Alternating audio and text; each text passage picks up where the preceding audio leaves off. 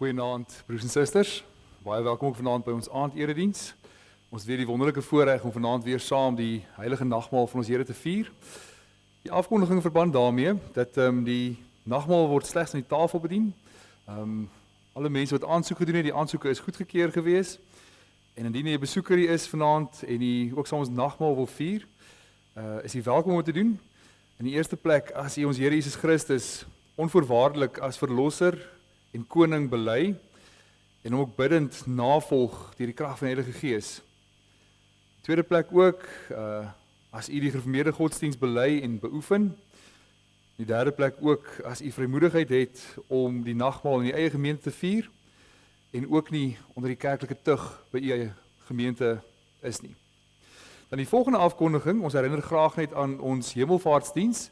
Dis 'n gesamentlike diens komende donderdag aand, om 7:00 die aand, saam met Gereformeerde Kerk Bellville en ook die VGK, en die wonderlike voorreg om ook saam te kom as gelowiges en ons Here se hemelvaart, sy koningskap te vier. Ons begin dan vanaand se erediens ook met hierdie woorde, dat ons hulp is in die naam van die Here, wat die hemel en die aarde gemaak het, en wat getrou bly tot in alle ewigheid. Aan die uitverkorenes van God, soos God die Vader dit vooraf bestem het, het hy julle uitverkies en deur die Gees afgesonder om aan hom gehoorsaam te wees en besprinkel te word met die bloed van Jesus Christus. Genade, barmhartigheid en vrede vir julle van God ons Vader en ons Here Jesus Christus deur die kragvolle werking van die Heilige Gees. Amen. Kom ons sing tot lof van die Here, 2 liedere, ons sing saam Psalm 150, dis die kloeteberuiming. Sing jy loflied in 'n koor, jubel, sodat almal dit hoor, dat hy is groot en magtig. Ons sing oor die grootheid van ons Here, Psalm 150, en direk daarna ook lied 175, en daarna bid ons saam. Amen.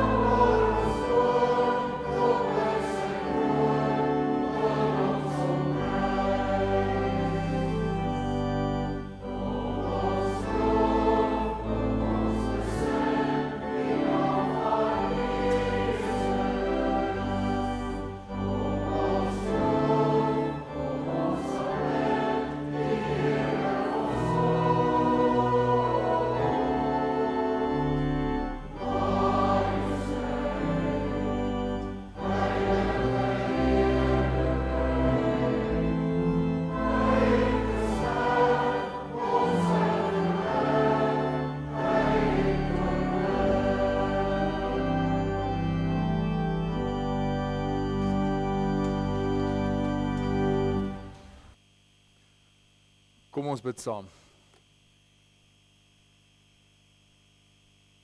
Ons Vader in die hemel, wat is die mens dat U aan hom dink? Wie is ons as U kinders dat U aan ons soveel genade bewys? Dat ons kan besef dat alleenlik uit U vrye keuse uit het U gekies om genade op genade oor ons uit te stort. En ons word juis klein en nietig as ons dink wie ons is as sondaars, wat dit beteken dat ons U genade mag ontvang.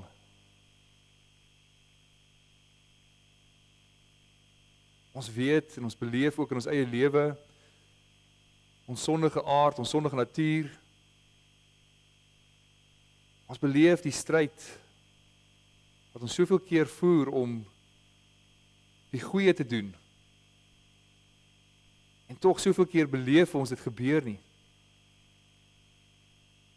Ons beleef die ellende vir wie ons is. En tog, Here, kom U in die groot genade en U gee vir ons verlossing. U skryf ons skuld af, U seun betaal daarvoor, dat ons voor U kan staan, dat ons as U kan leef as U kinders, om uit genade uit te leef elke dag, om te beleef hoe die Heilige Gees ons elke dag lei, om te beleef hoe die Gees ons lewe rig, dat ons kan stryd in die sonde, dat ons kan beleef wat dit is om goeie werke te doen, dat ons ook die goeie vrug kan lewer, wat vir U goed en vir U aanneemlik is. En ons bede is dat ons as die kinders altyd weer herinner sal word aan die evangelie. Altyd herinner sal word aan U groot barmhartigheid en U groot werk in ons lewe. En mag ons ons lewe vir U gee as 'n offer wat vir U aanneemlik is. Goeie vrug dra wat vir U goed is, dat U dit vir ons gun om ons as kerk, as bruid te beklee vir die bruidegom, dat U die goeie werke, help ons Here om uit geloof te leef, help ons dat ons getrou sal wees aan wat U vir ons vra, en dat ons in alles U sal lief hê, U sal gehoorsaam. Ons dank U Here vir ons saamwees vanaand, ons dankie vir die woord, ons dankie vir die genademiddele en ook die sakrament van die nagmaal, en dat U ons geloof daardeur versterk. Ons bede is dat die Gees daar sal werk waar ons nie kan sien nie, daar sal sny in ons harte waar vir ons onsigbaar is, en dat ons opnuut ons Here Jesus Christus sal sien in al sy heerlikheid, en wat Hy vir ons gedoen het. Ons bid dit in Sy naam alleen. Amen.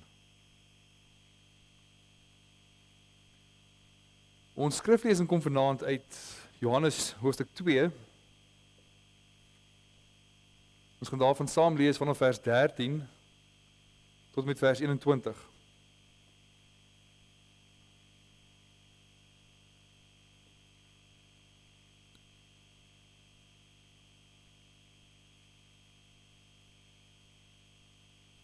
Johannes 2 vanaf vers 13. Die Paasfees van die Jode was naby, en Jesus het daarvoor na Jerusalem toe gegaan. Op die tempelplein het hy die verkopers van beeste, skape en duwe gekry, en die geldwisselaars wat daar sit.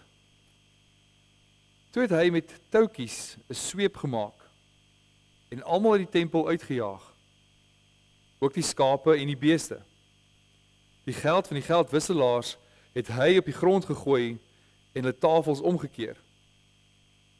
Vir die mense wat die duwe verkoop het hy gesê, vat hierdie goed hier weg. Moenie die huis van my Vader 'n besigheidsplek maak nie. Toe het sy disippels daaraan gedink dat daar geskrywe staan, die liefde vir U huis verteer my. Maar die Jode het hom aangespreek en hom gesê, met watter wonderteken kan U vir ons bewys dat u hierdie dinge mag doen. Jesus het hulle geantwoord, breek die tempel af en in 3 dae sal ek hom oprig. Die Jode sê toe, 46 jaar lank is daar aan hierdie tempel gebou, en u sal hom in 3 dae oprig. Met hierdie tempel het hy egter sy liggaam bedoel. Later, nadat hy uit die dood opgewek is, het sy disippels daaraan gedink, dat hy dit gesê het, en hulle die skrif en die woorde van Jesus geglo.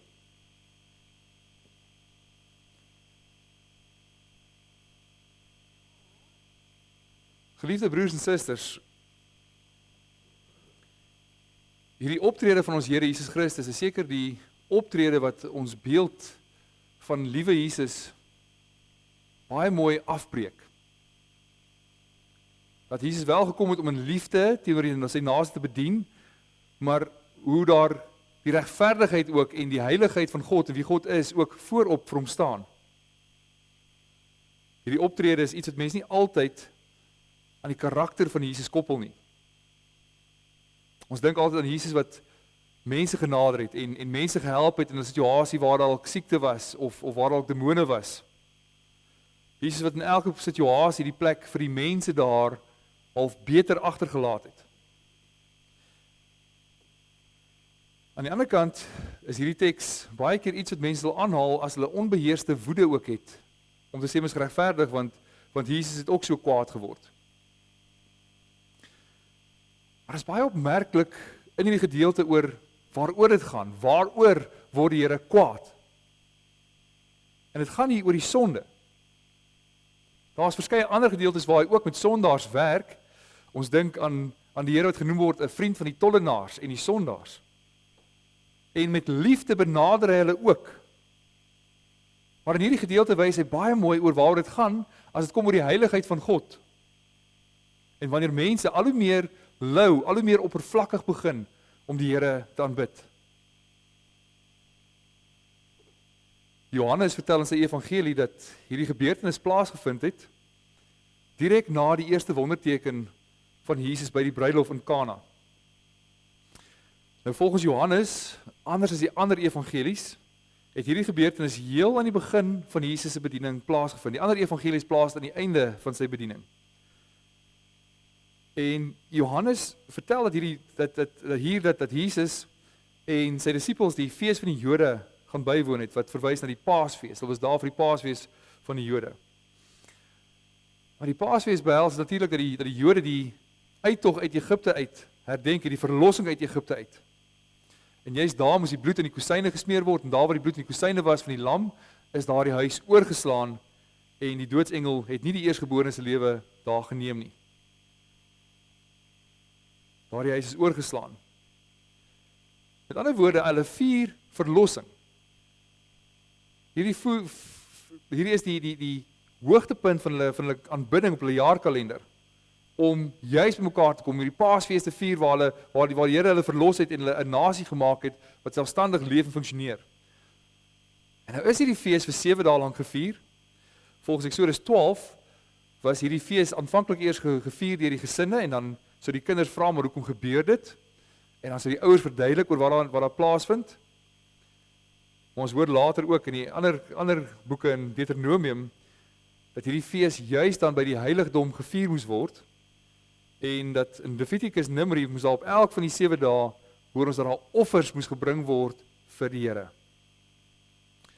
En dan is die gebruik ook daar, dat die paasofferram ook deur die priesters geslag is, en dat deur die gesinne geëet is, voorbereiding geëet is, net soos daar destyds gemaak is met die uittog.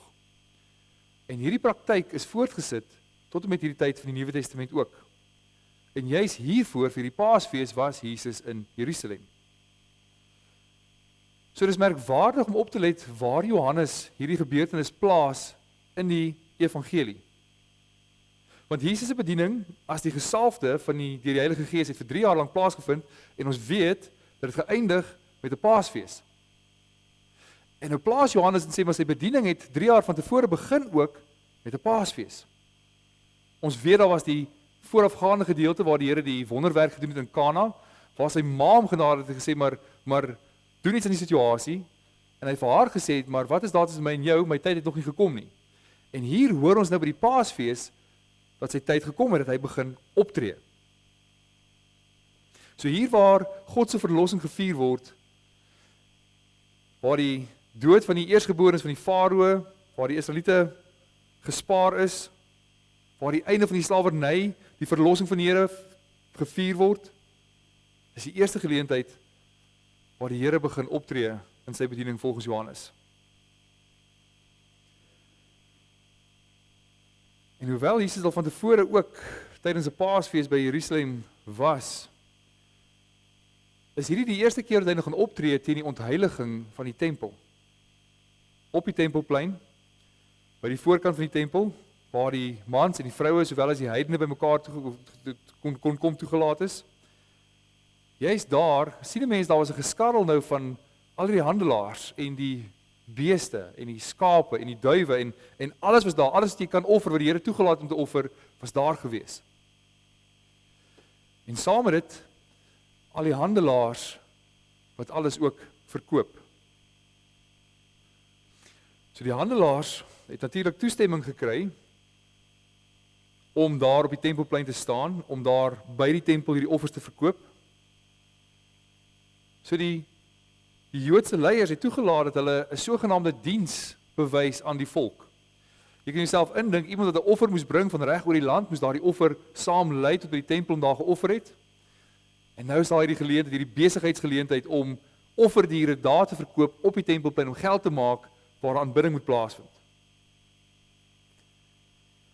So in plaas daarvan dat die diere van reg oor die land moes saamtrek, kon hulle reeds goedgekeurde diere daar by die tempel koop teen 'n wins vir die handelaars. En nou kan jy sien hoe baie vinnig het die fokus by die tempel geskuif. Waar die tempel 'n ontmoetingsplek was tussen God en sy volk, word die hoofbesigheid besigheid. Word dit 'n plek waar daar geld gemaak kan word, waar die mens vir hulle eie gewin goed kan doen en nie te kom om te gee en te aanbid vir die Here nie.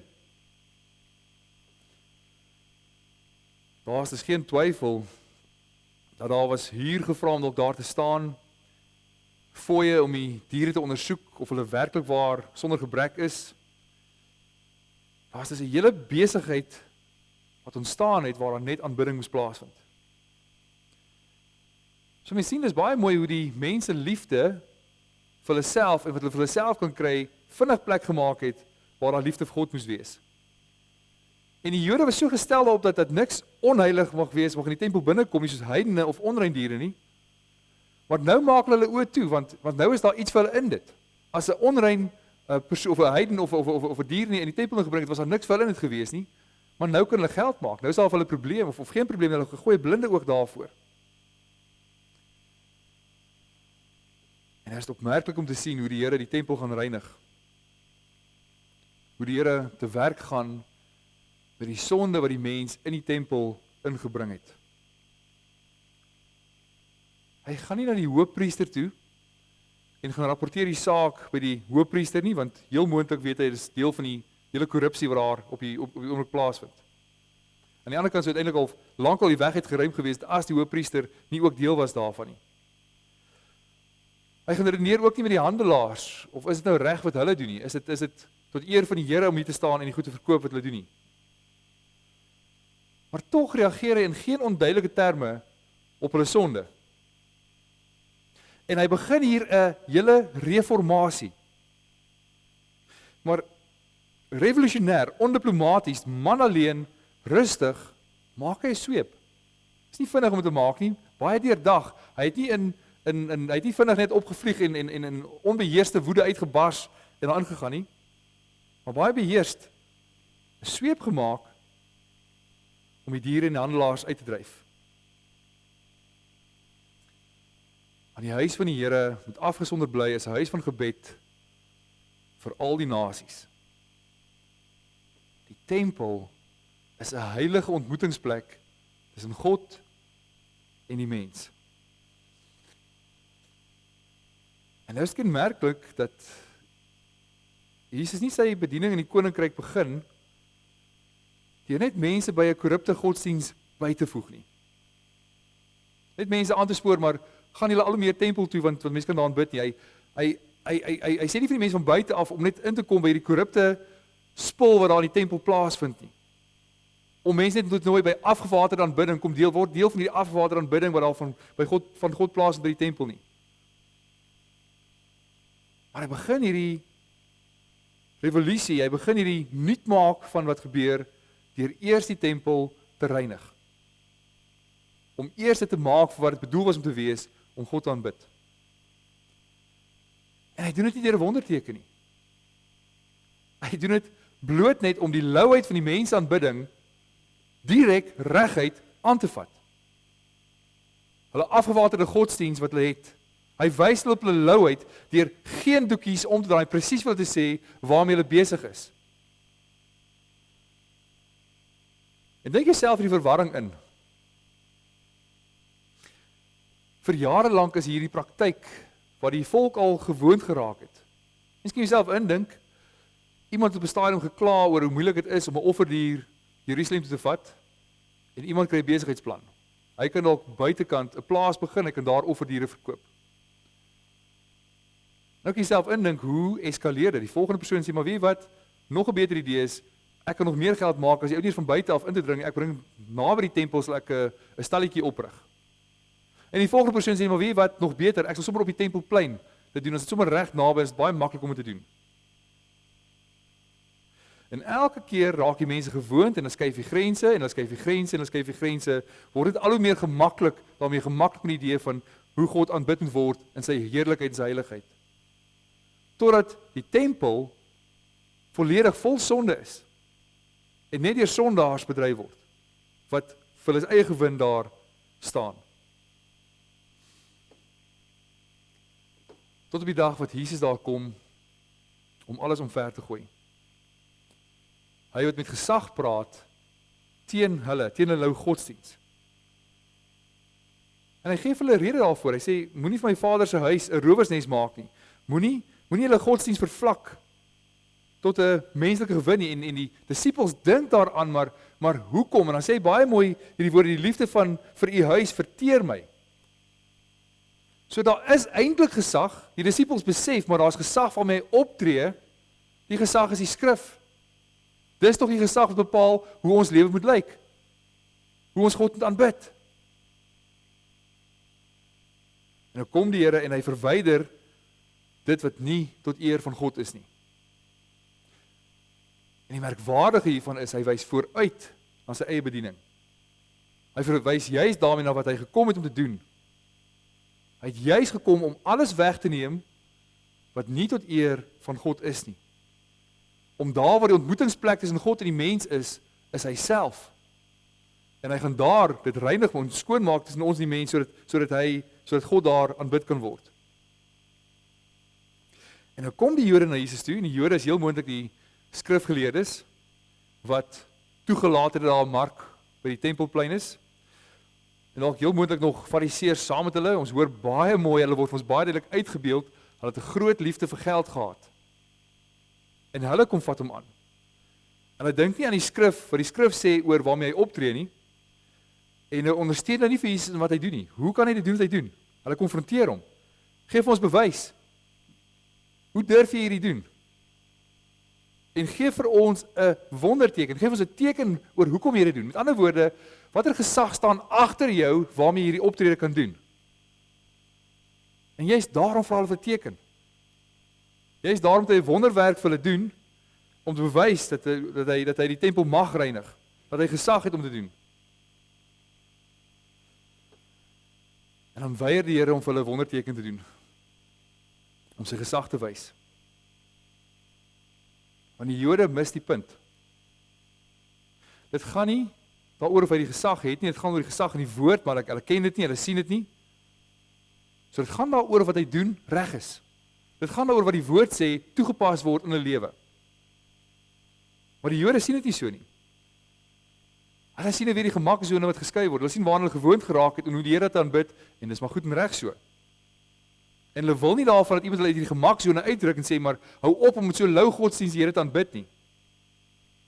Nou dink hulle al wat hulle kan dink is die praktyk van hoe moeilik gaan dit weer wees om die offerdiere van ver af te bring hierdie kant toe. Hulle sien net hoe hulle wins verlore gaan, hoe hulle gaan met moeite weer gaan geld maak op 'n ander plek. En dan sê die Here vir hulle maar eintlik maar net soos wat hy op 'n ander plek vir hulle sê, net soos die teken van Jona, sê hy vir hulle, breek hierdie tempel af. En in 3 dae sal ek hom oprig. Met ander woorde, hy gee eintlik vir hulle teken. Hy sê daar sal 'n teken wees. Hulle moet eintlik mooi hoor. Want elke woord van die teks hier is dubbelsinnig. Dit verwys na die tempel en dit profeteer oor die Here se liggaam. Breek dit af, die tempel en oprig. As die Here sê breek hierdie tempel af, wys dit na 'n toekomstige optrede van die mens, onder andere ook die Jode. So Jesus het nie gesê ek sal hierdie tempel afbreek nie, maar hulle is so kwaad vir die Here op hierdie punt, hulle hoor net wat hulle wil hoor. Hulle vra die Here of hulle iets moet doen om hulle te wys, maar die Here sê daar kom 'n dag wat julle self sal meewerk aan daardie teken, breek hierdie tempel af. In ander woorde, julle sal deel hê daaraan om die tempel af te breek. Julle sal die ware tempel afbreek, die ware ontmoetingsplek tussen God en die mens, waar hulle die Here sal uitlewer om gekruisig te word. En ons hoor baie mooi hoe dit gebeur, dat wanneer die Here voor die Joodse raad gebring word, kan hulle geen beskuldiging teen hom kry nie, en baie valse getuies tree na vore, onder andere een met die uitspraak wat hy gesê het, maar hy sal hierdie tempel afbreek, en hy sal dit in 3 dae opbou. En hulle gebruik hierdie valse getuienis as 'n beskuldiging teen hom, op grond waarvan hy moet sterwe. Ook by sy bespotting aan die kruis, het die mense wat verbygekom het, die woorde met verwyd, by Jesus weer gesê, maar jy's mos die een wat die tempel sal afbreek, en in 3 dae sal opbou. Dit terwyl hy self daar aan die kruis hang, waar die tempel besig is om afgebreek te word. So dit word is in hom gesê,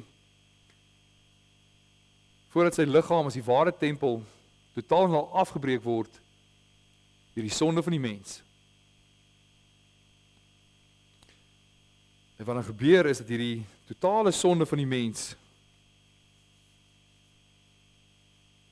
dat hy toelaat dat dit in sy liggaam kom.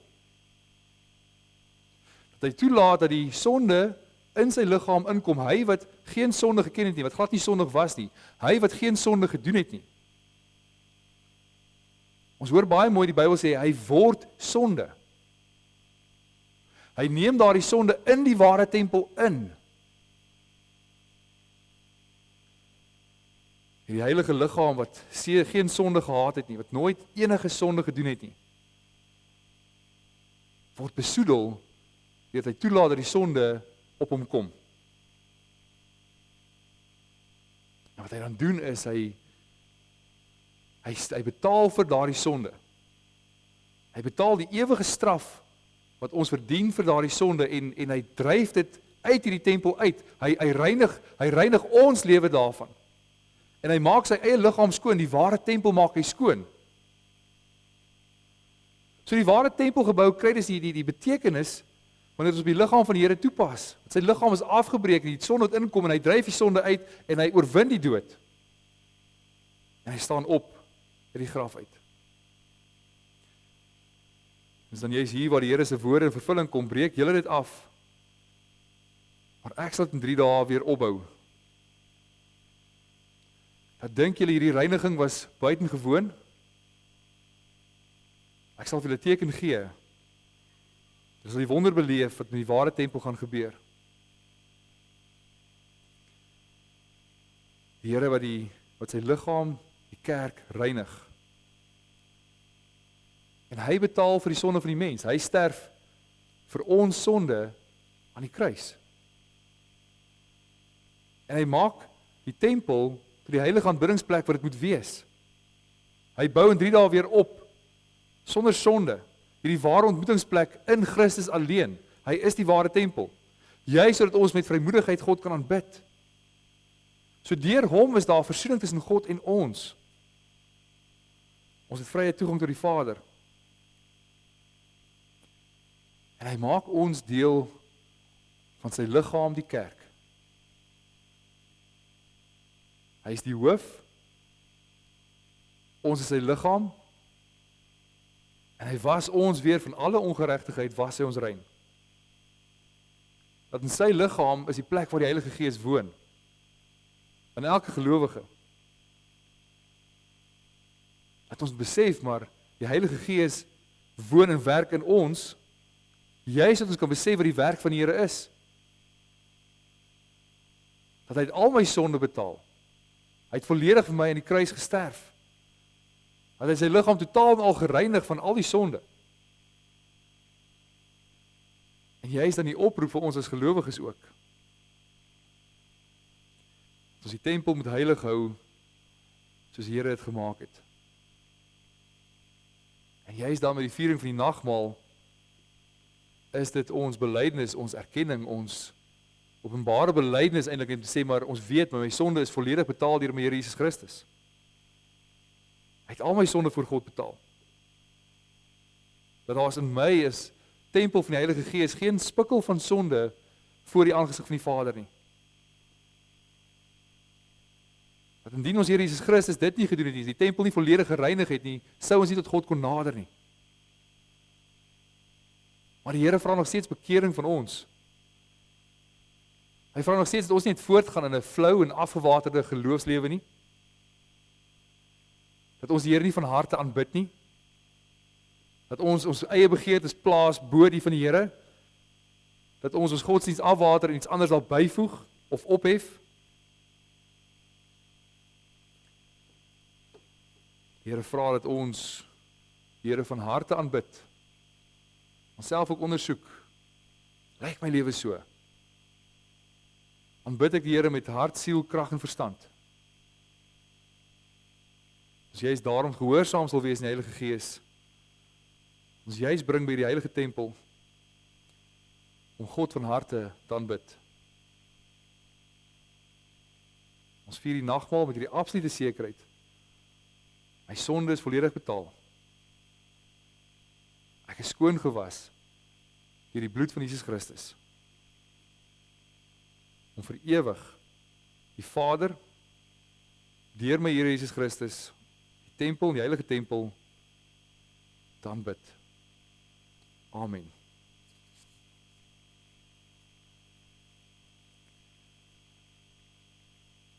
Geliefdes, ons gaan nou voort na die viering van die heilige nagmaal.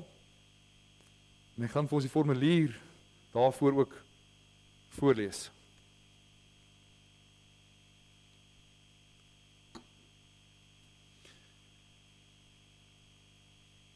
Die instellingswoorde van die heilige nagmaal van ons Here Jesus Christus, soos Paulus dit beskryf. Ek het van die Here ontvang, wat ek ook aan julle oorgelewer het, dat die Here Jesus in die nag waarin hy verraai is, brood geneem het, en nadat hy gedank het, het hy gebreek en gesê, neem, eet, dis my liggaam wat vir julle gebreek word, en doen dit met my gedagtenis. Net so ook die beker na die ete met die woorde, hierdie beker is die Nuwe Testament in my bloed. Doen dit, so dikwels as julle daaruit drink tot my gedagtenis.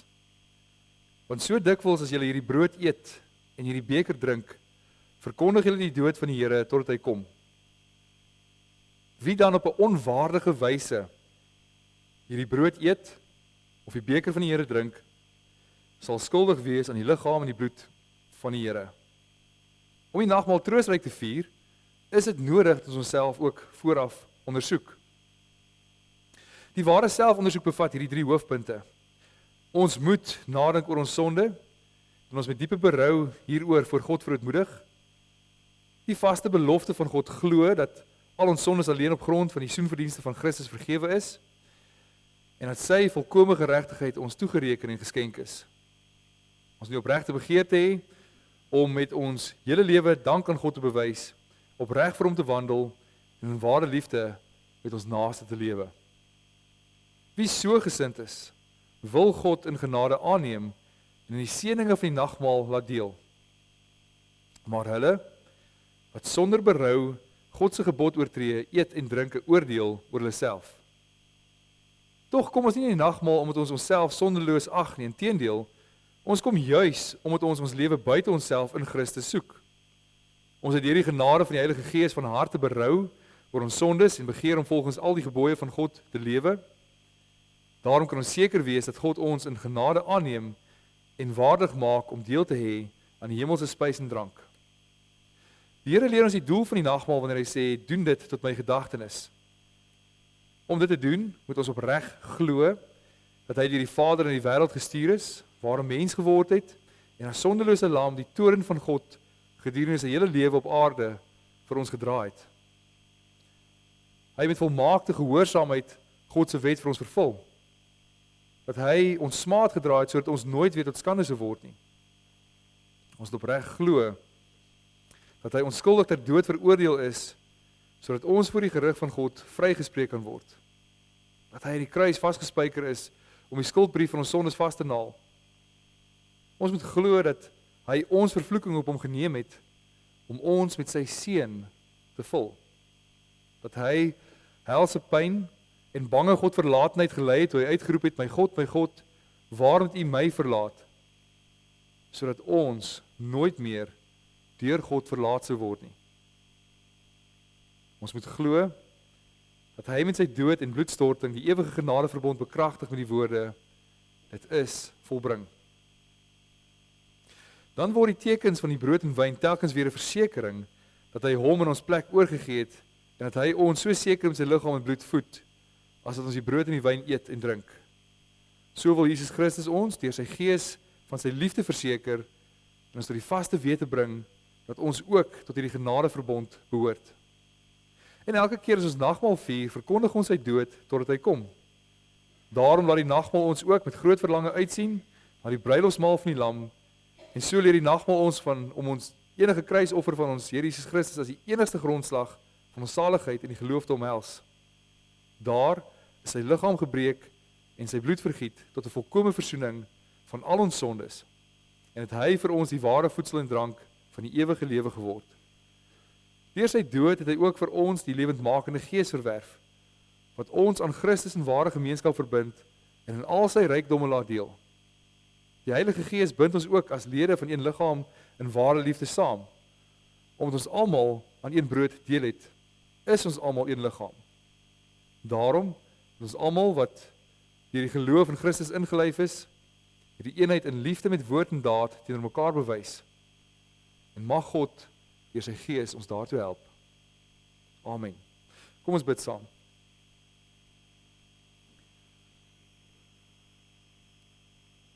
Ons Vader wat in die hemel is, ons dankie Here dat ons vanaand weer saam kan wees, dat ons weer u seun se bittere dood mag gedenk.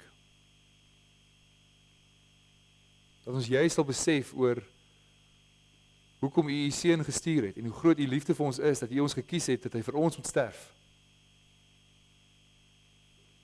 Dat ons Here ons rein maak, ons skoon was, dat sy bloed vergiet is en sy liggaam gebreek is tot volkome versoening van al ons sondes.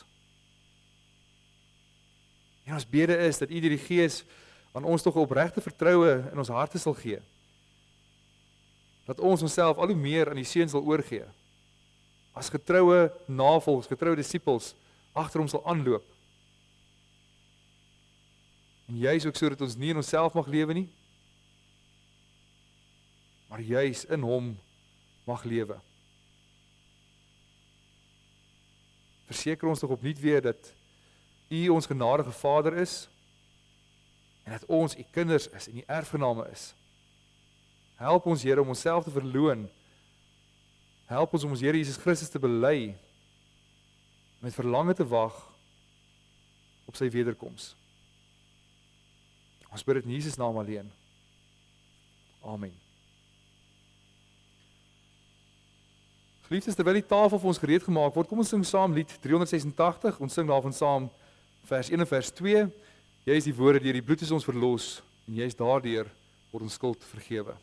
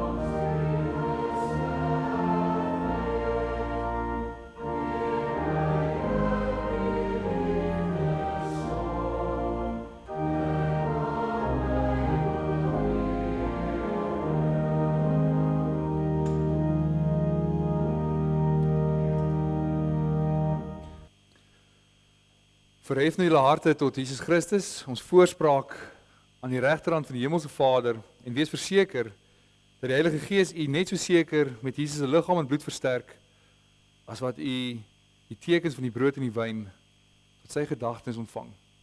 Maar geen geleentheid dat u kom aansit aan die tafel van die Here.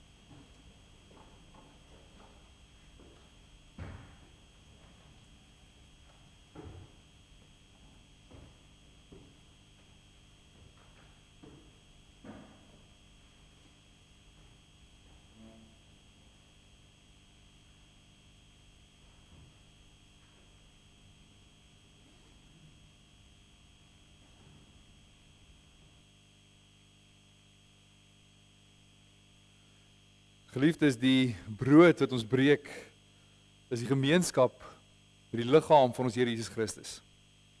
Neem, eet en dink daaraan en glo die liggaam van ons Here Jesus Christus gebreek is tot volkomme versoening van al ons sondes.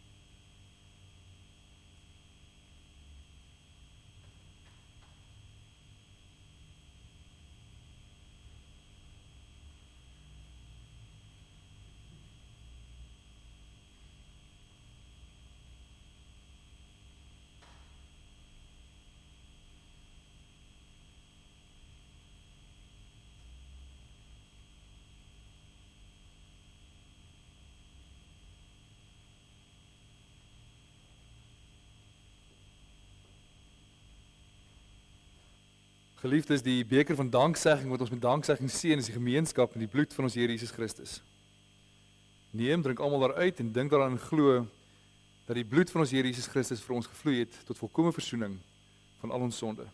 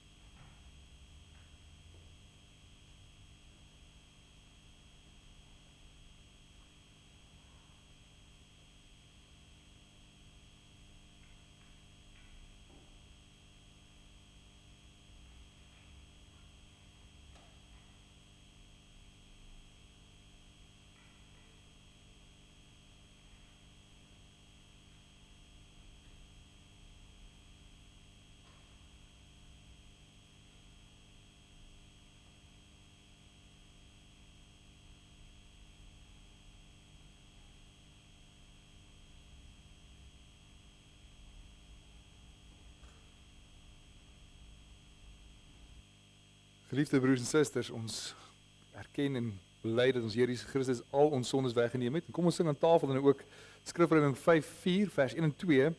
As jy sing, wie kan ons verklaar, want God self noem ons regverdig. Ons sing saam vers 1 en vers 2 en daarna kan ons terugbeweeg.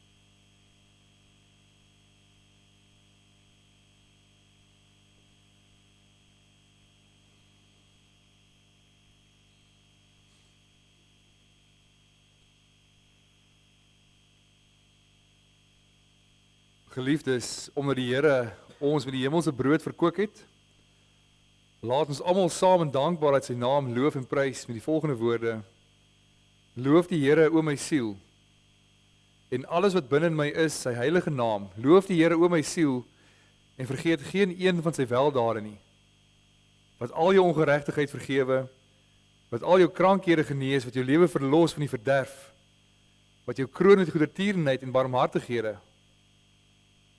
Barmhartig en genadig is die Here, lankmoedig en groot van goedertierenheid. Want so hoog as die hemel is bo die aarde, so geweldig is sy liefde vir die wat hom vrees.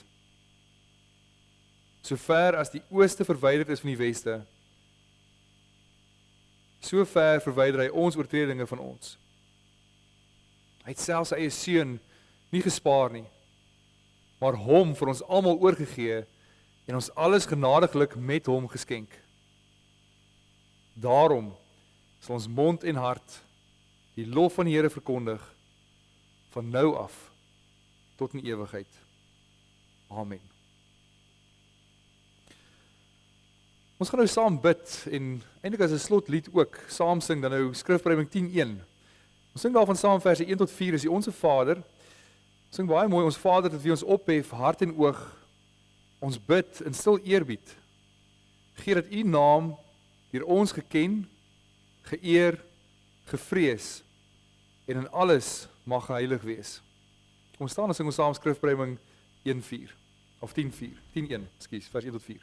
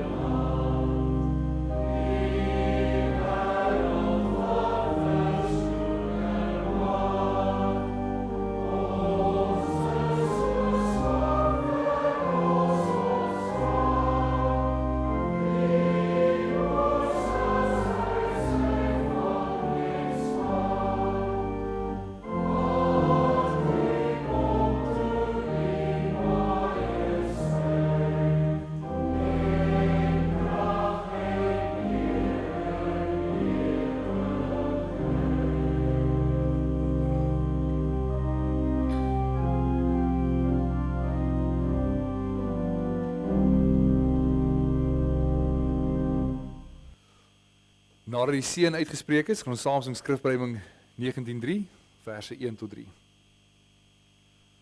Die genade van ons Here Jesus Christus en die liefde van God ons Vader en die gemeenskap van die Heilige Gees is en bly by elkeen van u. Amen.